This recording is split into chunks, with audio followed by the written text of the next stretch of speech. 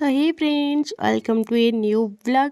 तो सांग मैंने जानी आज है शुक्रवार। तो किए कौन कर चलतु देखा। तो फास्ट आम जा रोसई घर आड़े। तो रोसई घर आड़े एंट्री करू करू सुकुआ नजर रे आसीगला।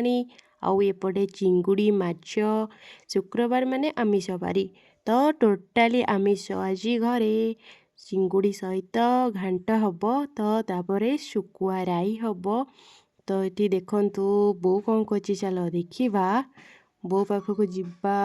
तो ये बो कौन करछि शिଳରେ मसला बाटुची। तो देखंतु बो पूरा लगी पड़ी मसला बाटुची। मसला तार बटा सरी गलानी। सोरस मसला शुकुआ राई हब। तो से कि अल्प मसला ग्राइंडर रे लगे तो से शिଳରେ बटा चलची। आउ मुझे बस पड़ी मो कर्मक्षेत्र स्थान रे माने रोसई पाखरे। तो मु शुकुआ राई करी आउ टमाटो पकईदेली देन पकईबी मसला आउ शुकुआ राई हब। शुकुआ राई सहित पखाळटा आज खियाजिब। तो शुकुआ राई पाई मसला भी रेडी। देन एबे चिंगुड़ी भी भजा होगी रही घांट हब सबू परिबा पड़िकी जोटा कहती मिक्स करी। तो शुकुआ भी राई रेडी हो गला। आउ एपटे बापा भाई मिसिकी बाड़ बुझुचंती आम बारी रे ए बाउंस। तो बाउंस ए नहीं कि बाड़ बुझा होची नहले गाई गोरु सब खरा दिन हेले फिटिले पशिबे ना बाईरे। तो सेतिपई बापा और भाई लगी पड़ी बाड़ बुझा कम व्यस्त अच्छा सकाळू। तो मु जाइली पानी देबा पई। आउ देखंतु एतेक बाड़ काली बुझा होइतिला आउ सेतक बाड़ आज बुझा होची। आउ मु सेठू आसिला परे मु पहुँची जाइली छोटू पाखरे।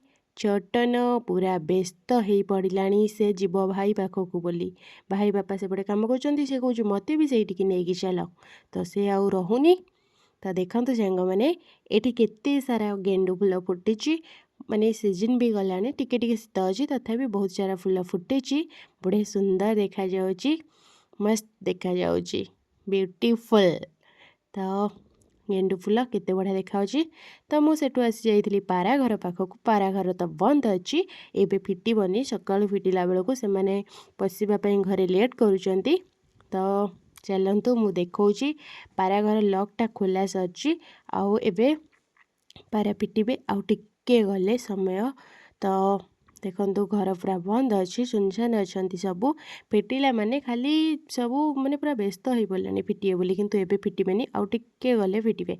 तो देखंतु केमती सब अनेइचंती व्यस्त हो पड़ानी। ए हैला देउलिया पाराटा छुआटा ठीक अच्छे। तो एपटे भी अच्छा पारा टोटाल फुल होती। आउ ए भी ये पाराटा लांज बिले कामुड़ी देइथिला माने ता पक्षी उड़ी जाइथिला। आउ ये सब व्यस्त हेलेनी जीवे बोली फिटिकी किंतु एबे से फिटबेनी। तो मु सेठू बाहरी पलाई आसी गाई पाखरे कुटा नाथिला। तो गाई की कुटा देवाई कि तो देखो से भी व्यस्त हेलानी खाइबो बोली। तो चलो ता पाखरे दीटा कुटा पकई दबा देन से खाइबो आउ आमे कम जीवा। तो गाई कुटा खाइला। तो मु जाऊँगी देखी आउ कौन कौन सब होची। तो मुझे बाहरी आसी छोटू पाखक। छोटू गलानी तो सेठी शोची आउ जाइकी खरारे भी शोची जेहेतु अल्प अल्प शीत अच्छी। तो से जाइकी शोची। तो मु बसी मते विरक्ति लगुच कहीं किछि भी काम नाई मो पाखरे। तो मु बसी बसी पूरा बोरिंग होउची मते चिड़चिड़ लगुच। तो कौन करी मु बसिले खाइले तो भल लगे ना। तो छाड़ किसी भी नाई मु किसी भी करि परिबिनी। तो बसीची चुपचाप हेकी। तो सब बेले जेतेबेले एनगेज रहिया पिला जदि खाली बसिबो तो किछि भी बाग लागीबनी। तो छाड़ मोर आज किछि भी काम नाई तो सेति पे मु बोरिंग होउची। तो रहुची देखा नेक्स्ट वीडियो रे।